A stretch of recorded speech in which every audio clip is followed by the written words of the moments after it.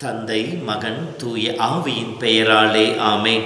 மூவொரு கடவுளுடைய அருளும் ஆசீரும் பாதுகாப்பும் வழிநடத்துதலும் உங்களோடு இருப்பதாக. அன்பு சொந்தங்களே, பொதுக்காலம் 5வது வார ஞாயிறு வார்த்தை பகிர்வுக்கு உங்களை அன்போடு வரவேற்கின்றேன். தகுதிப்படுத்தும் இறைவன். இயேசுவில் என் அன்பு சொந்தங்களே, நாம் ஒவ்வொருவருமே கடவுள் பார்வையில் விலையேற பெற்றவர்கள், தகுதியுடையவர்கள். எசாயா புத்தகத்தில் இறைவன் சொல்கின்ற பொழுது, நீ என் கண்ணில் விலையேறப்பெற்ற மதிப்பு மிக்கவன், நான் உண்மையில் அன்பு கொண்டேன் என்று சொல்வார். உனக்காக அனைத்தையும் கொடுப்பேன் என்று சொல்லுகிறார் கடவுள். அதன் வெளிப்பாடாகத்தான் நம்மை அன்பு செய்த கடவுள், நம்மை தகுதிப்படுத்த திருவுளம் கொண்ட கடவுள், பாவ நிலையில் வாழ்ந்து கொண்டிருக்கின்ற நம்மை தன்னுடைய பிள்ளையாக உயர்த்த திருவுளம் கொண்ட கடவுள் தன் ஒரே மகனை நமக்காக ஒப்புக் கொடுத்தார். அவருடைய இரத்தத்தையும் அவருடைய உயிரையும் நமக்கு பலியாக கொடுத்து நம் ஒவ்வொருவரையும் மீட்டு கொண்டார். நாம் ஒவ்வொருவரும் தகுதிப்படுத்தப்படுகின்றோம். இந்த உலகத்திலே நிறுவனங்களோ அல்லது ஒருவரோ வேலைக்கு தேர்ந்தெடுக்கின்ற பொழுது பல்வேறு தேர்வுகளை வைக்கின்றன. நேர்முக தேர்வு, எழுத்து தேர்வு, மறைமுக தேர்வு என்று சொல்லி இவையெல்லாம் எதற்காக? என் நிறுவனத்திலே நான் கொடுக்கும் வேலை செய்வதற்கு இவர்கள் தகுதி உள்ளவர்களா என்று சொல்லி தேர்ந்தெடுக்க. அவர்கள் எதிர்பார்க்கின்ற தகுதிகள், அறிவு, திறன், அனுபவங்கள் இருந்தால் அவர்களுக்கு அந்த வேலை கிடைக்கின்றது. தகுதி இல்லை என்றால் அவர்கள் நிராகரிக்கப்படுகின்றார்கள், புறக்கணிக்கப்படுகின்றார்கள். இந்த உலகம் எதிர்பார்க்கின்ற தகுதிகள் வேறு. இதோ இந்த நாளிலும் கூட கடவுள் நம் ஒவ்வொருவரையும் தன் பணிக்கென அழைக்கின்றார். நம் ஒவ்வொருவரையும் கடவுள் தன் சாட்சியாக வாழ அழைக்கின்றார். இப்படி அழைக்கின்ற கடவுள் நம்முடைய தகுதியை பார்த்து அல்ல, எனக்கு இந்த திறமைகள் இருக்கின்றன, எனக்கு இந்த ஆற்றல் இருக்கின்றன, என்னால் நன்றாக பேச முடியும், நன்றாக மறையுரை ஆற்ற முடியும் என்று சொல்லி திறமையை பார்த்து கடவுள் அழைப்பதில்லை. தான் விரும்பியவர்களை அழைக்கின்றார் என்று சொல்லப்படுகிறது. கடவுளுடைய விருப்பத்திற்கு உட்பட்டவர்களாக நாம் இருக்கின்றோம். இப்படி அழைக்கப்படுகின்ற ஒவ்வொருவருமே தகுதியற்றவர்களே. இறைவனுடைய அந்த அழைப்பிற்கு, அவருடைய பணியை செய்வதற்கு தகுதியற்றவர்களே. அது நமக்கு மட்டுமல்ல, துவக்கத்திலிருந்தே நாம் பார்க்கின்ற பொழுது கடவுள் மோயிசனை அழைக்கின்றார். மோயிஸ் என்ன சொல்கிறார்? நான் திக்குவாயின், சரளமாக பேச முடியாதவன் என்று சொல்லுகின்றார். எகிப்திலிருந்து பயந்து ஓடி வந்தவர்.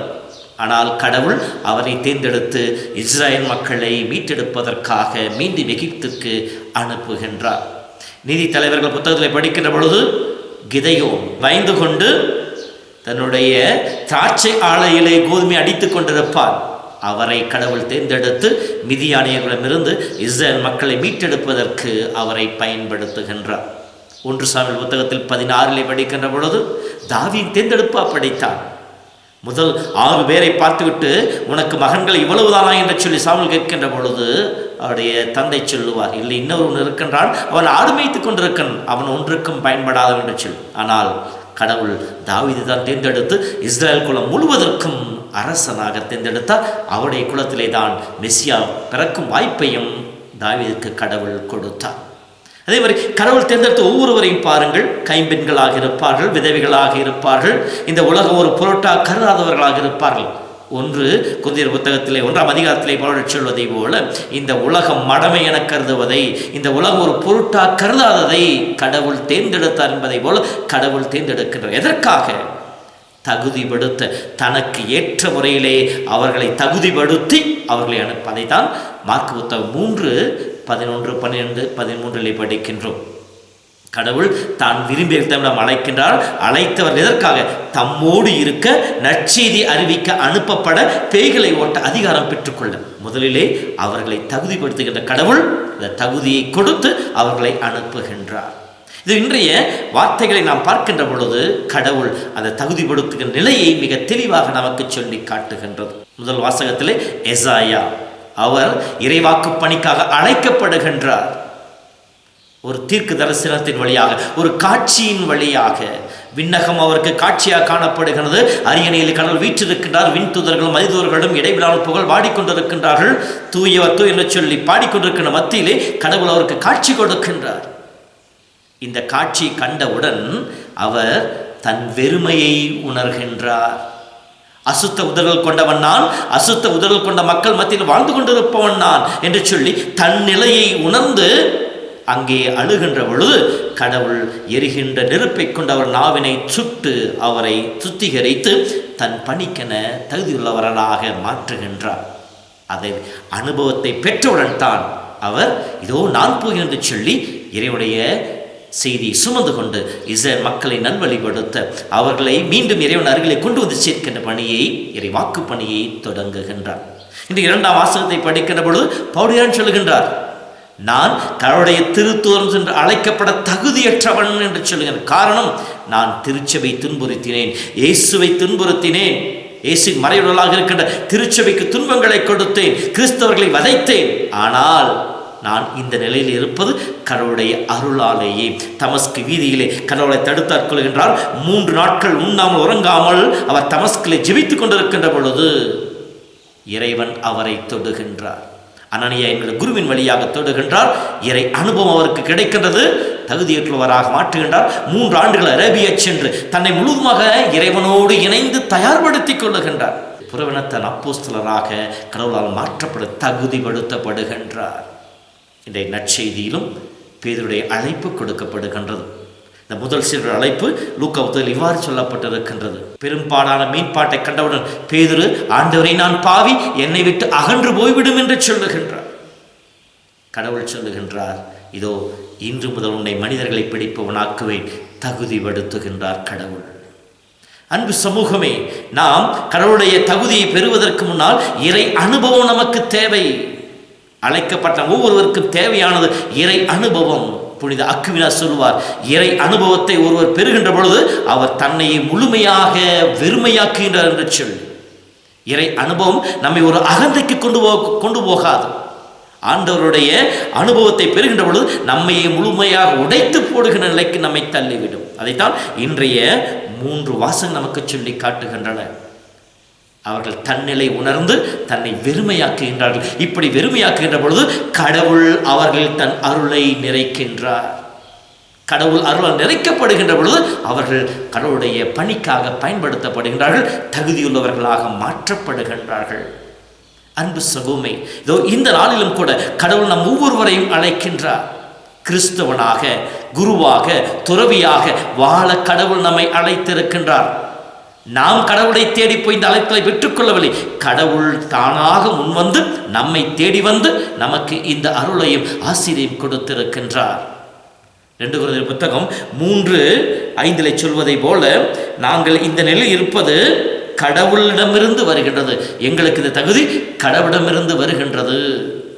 எங்களை தகுதியுள்ள கடவுள் நினைத்து அதை எங்களிடம் கொடுத்திருக்கின்றார் சொல்வது. அதே போல கடவுள் நம்மீது நம்பிக்கை வைத்து நம்மை அழைத்திருக்கின்றார். நாம் பலவீனமானவர்கள், எத்தனையோ குறைபாடுகள் நம்மிடம் இருக்கின்றன. ஆனால் கடவுள் நம்மை அழைத்திருக்கின்றார். குடும்ப வாழ்விலே கணவன் மனைவியாக வாழ, பெற்றோராக வாழ, குருவாக வாழ, துறவிகளாக வாழ கடவுள் ஒவ்வொருவரையும் தனிப்பட்ட முறையிலே அழைத்திருக்கின்றார். அழைத்திறைவன் நம்மை தகுதிப்படுத்துவார். கடவுள் கரங்கள் நம்மை ஒப்புக் கொடுக்கின்ற பொழுது, இறை அனுபவத்தை பெறுகின்ற பொழுது, இறைவனுடைய பிரசன்னத்திலே அவரை தேடுகின்ற பொழுது இறை அனுபவம் நம்மை தகுதியுள்ளவர்களாக மாற்றும். நம்முடைய குறைபாடுகள் மத்தியிலே, நம்முடைய இயலாமையின் மத்தியிலே, நம்முடைய எல்லா விதமான பலவீனங்கள் மத்தியிலே கடவுள் நம்மை அருளால் நிறைப்பவராக மாற்றுவார். நம் பலவீனங்களையே கடவுள் பலமாக மாற்றுவார். நம்முடைய வெறுமையை கடவுள் ஆசீராக மாற்றி போடுவார். அதைத்தான் இன்றைய நற்செய்தி நமக்கு சொல்லி காட்டுகின்றது. இரவு முழுவதும் மீன் பிடித்து ஒன்றும் கிடைக்காமல் விரக்தியோடு வெறுமையோடு கரையிலே அமர்ந்து வலைகளை பழுது பார்த்து கொண்டிருந்த பேதுருவையும் அவருடைய சகோதரரையும் அழைக்கின்றார். இவரை அழைக்கின்ற பொழுது என்ன சொல்லுகிறார்? மீண்டும் அதே கடலுக்குள் எங்கு ஒன்றும் இல்லாமல் வெறுமையோடு திரும்பி வந்தார்களோ, எங்கே தன் பணிக்கு எதுவுமே கிடைக்கவில்லை என்று சொல்லி சோர்ந்து போய் கரையில் அமர்ந்திருந்தார்களோ அதே இடத்திற்கு மீண்டும் அனுப்புகின்றார். அங்கே பெரும்பாலான மீன்பாட்டை கொடுத்து அவர்களை தன்னுடைய பணிக்கென தகுதியுள்ளவர்களாக அழைக்கின்றார். அன்பு சகோதரமே, நாம் எங்கே சோர்வுற்றோமோ, எங்கே தளர்ந்து போயிருக்கின்றோமோ, எங்கே உடைந்து போயிருக்கின்றோமோ, எங்கே அவமானங்களையும் சோர்வுகளை சந்தித்துக் கொண்டிருக்கின்றோமோ, யாராலும் புறக்கணிக்கப்பட்டிருக்கின்றோமோ, கடவுள் அந்த இடத்திலேயே நம்மை அனுப்பி தன் அருளால் நிறைத்து அந்த இடத்திலே கடவுள் நம்மை பயன்படுத்துவராக இருப்பார். எங்கே சோர்வுற்றாயோ அங்கே நான் உன்னை உயர்த்துவேன், எங்கே நீ தாழ்வை கண்டாயோ அங்கே நான் உயர்த்துவேன் என்று சொல்ல கடவுள் நம்மை அனுப்புகின்றார். முதலிலே பேதுருவும் அவருடைய சகோதரரும் அந்த இரவு முழுவதும் மீன் பிடித்தார்கள், ஒன்றும் கிடைக்கவில்லை. ஆனால் பகலிலே மீண்டும் அதே கடலிலே அதே இடத்திலே போய் வலை வீசுகின்ற பொழுதும் வலை கிளியும் அளவிற்கு மீன்பாடு கிடைத்தது. காரணம் என்ன?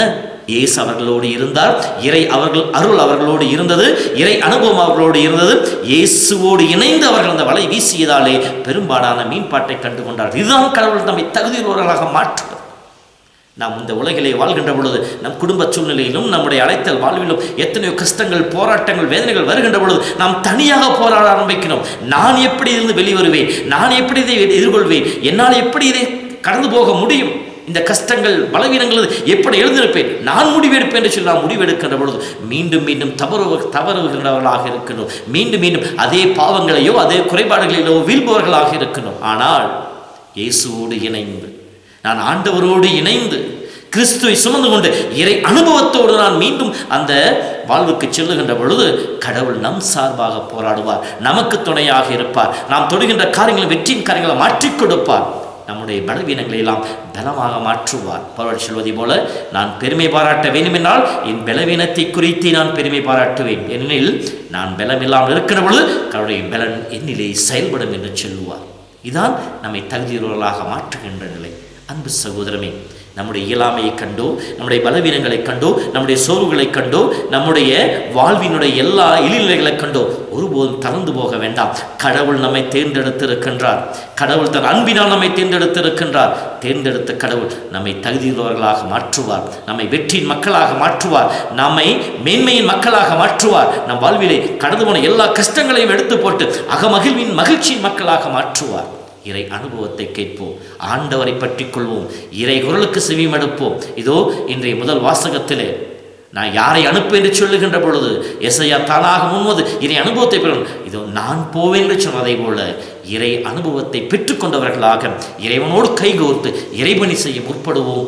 கடவுள் நம் தகுதியின்மையே ஒரு கருவியாக பயன்படுத்தி ஆசிரியர் நிறைத்து நம்மை தகுதியுள்ளவர்களாக, அருளின் மக்களாக, இரக்கத்தின் மக்களாக, மேன்மையின் மக்களாக மாற்றுவார். ஆகவே ஆண்டவர் மீது நம்பிக்கை வைப்போம். ஆண்டவர் அழைத்திருக்கின்ற அந்த ஒரு உணர்வோடு, நம்பிக்கையோடு ஒவ்வொரு நாளும் வாழ முயற்சிப்போம். கடந்து வருகின்ற ஒவ்வொரு நிலைகளையும் கடந்து போகின்ற ஆற்றலை ஆண்டவரிடமிருந்து பெற்றுக்கொள்வோம். அனைத்த கடவுள் தாமே உங்கள் ஒவ்வொருவரையும் ஆசீர்வதித்து தன் அருளால் நிறைத்து தகுதியுள்ளவர்களாக மாற்றி உங்கள் வாழ்விலே மேன்மையை காணச் செய்வாராக.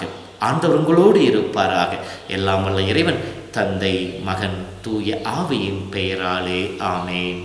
ஆண்டவர் துணை இருப்பார், ஆபத்து அணுகாது, மதில் போல் சூழ்ந்திருப்பார், துன்பங்கள் நெருங்காது.